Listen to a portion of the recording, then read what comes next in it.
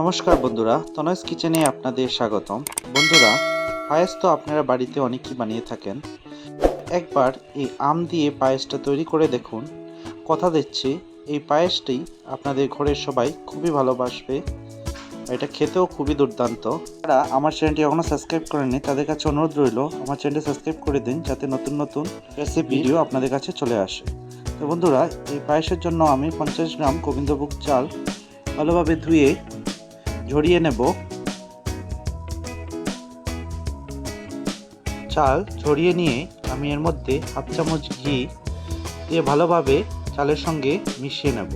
চালের মধ্যে ঘিটা দেওয়ার ফলে চালটা দুধে জমাট বাঁধবে না আর খুব সুন্দর একটি সেন্ট আসবে। তারপর এই পায়েসে দেওয়ার জন্য আমি একটি আম কেটে নিয়েছি। আমটা এভাবে চামচের সাহায্যে আমি গ্রাইন্ডারে নিয়ে নেব। এটা আমার একটি পেস্ট তৈরি করতে লাগবে। সম্পূর্ণ আম আমি গ্রাইন্ডারে দিয়ে পেস্ট তৈরি করে নেব।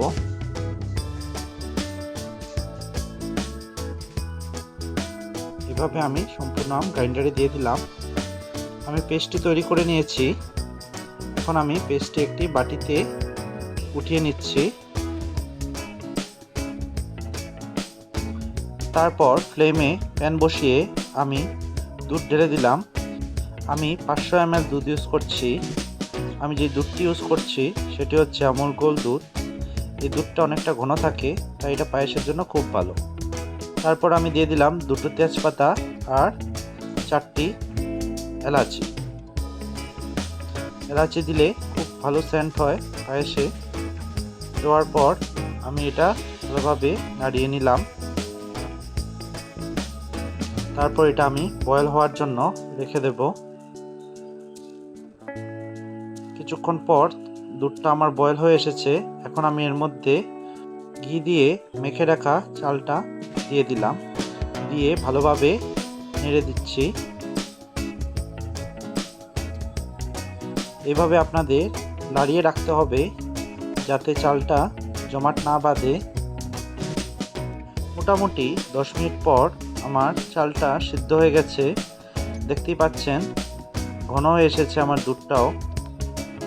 এখন আমি এর মধ্যে হাফ কাপ পরিমাণ চিনি অ্যাড করে দেব। চিনিটা কিন্তু প্রথমে অ্যাড করবেন না, এইভাবে চালটা সিদ্ধ হওয়ার পর যখন দেখবেন ঘন হয়ে এসেছে তখনই অ্যাড করবেন, না হয় দুধে ছানা ছেড়ে দিতে পারে। চিনি দেওয়ার পর ভালোভাবে নাড়িয়ে মিশিয়ে নিতে হবে। তারপর আমি এর মধ্যে দিয়ে দেব কাজু আর কিশমিশ। এই কাজু আর কিশমিশটা দেওয়ার ফলে পায়েসটা খেতে খুব টেস্ট হয়।